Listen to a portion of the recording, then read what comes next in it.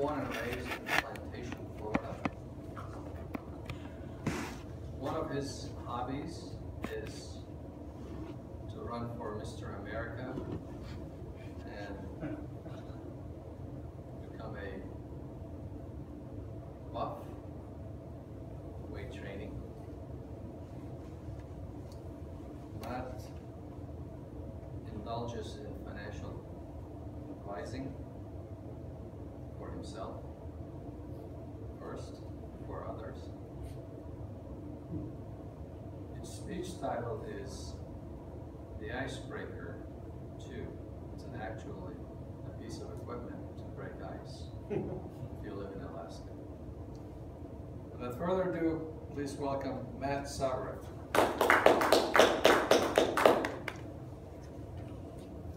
Fellow Toastmasters, welcome guests, IceBreaker 2.0.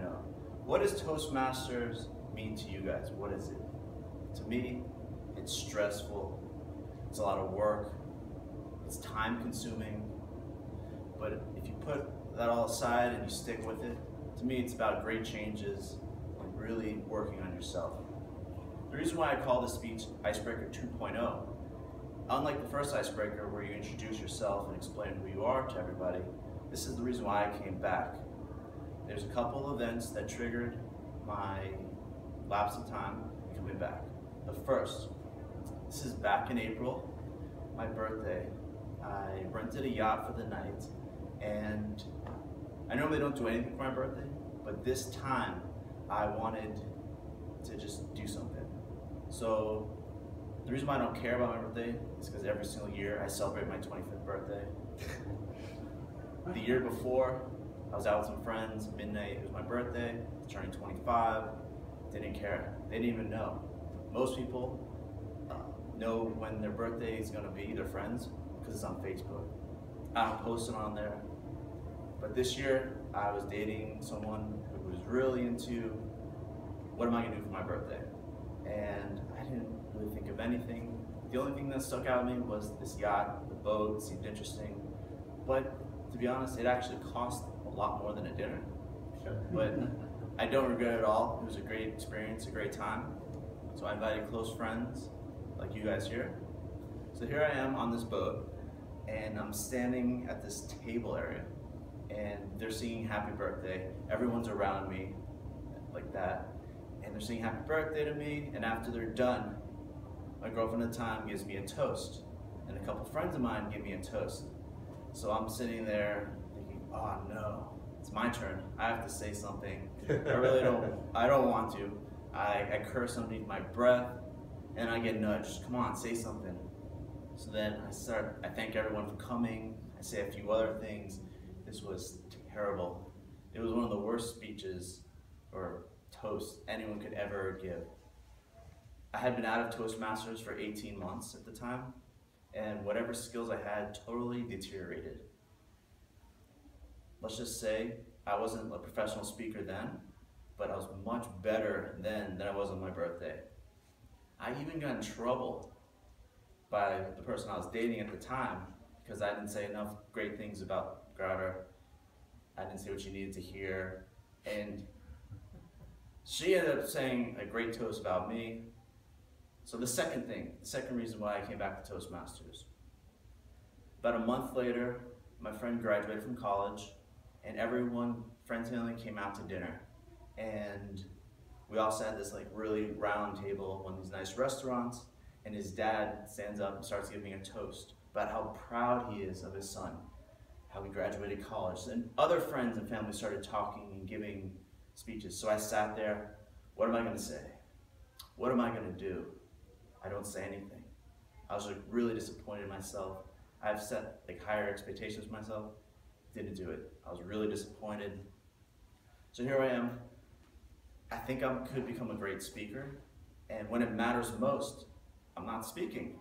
I feel like I'm getting stabbed with the Toastmaster sword. Then again, I know I have to come back to Toastmasters. I set out to become a certain type of speaker, and the only way it's gonna happen is if I speak. So those who don't know me, when I first joined Toastmasters, I said I want to speak like Ari Gold from Entourage. If you don't know who that is, he's a guy who speaks confident, sharp, loudly, and a couple things which I won't mention. So the thing with public speaking is you never know when you're going to need to speak next, whether it's a wedding, a birthday, an award.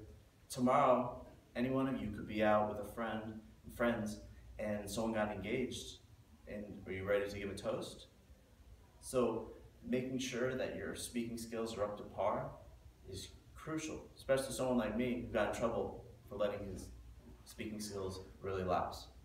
So in the short term, I want to increase my skills by just becoming more comfortable up here.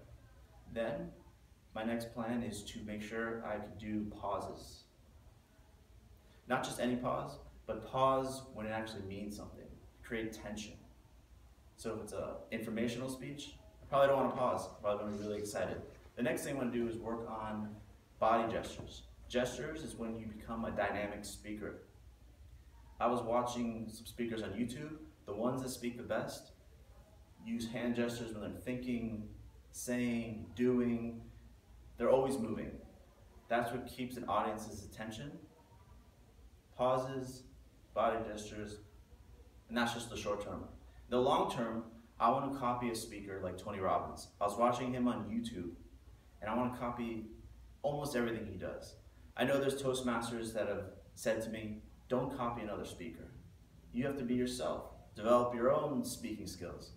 But the truth is, these guys have been doing it for many years. They're professionals. They have all sorts of people that have said, put your hand here when you say this, put your hand here when you say that. I don't have that type of training.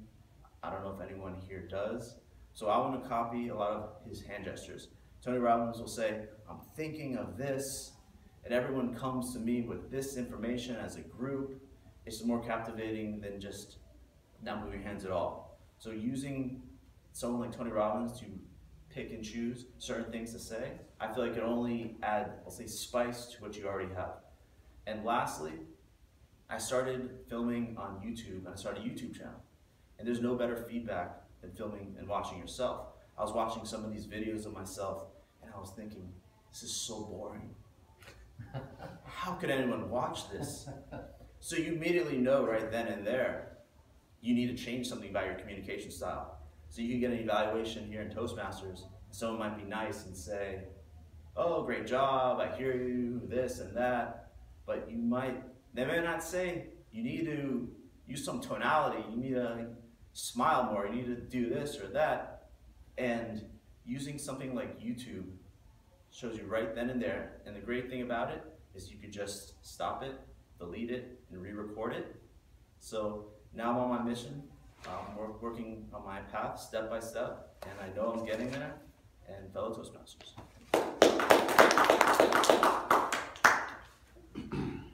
Wonderful speech, wonderful speech.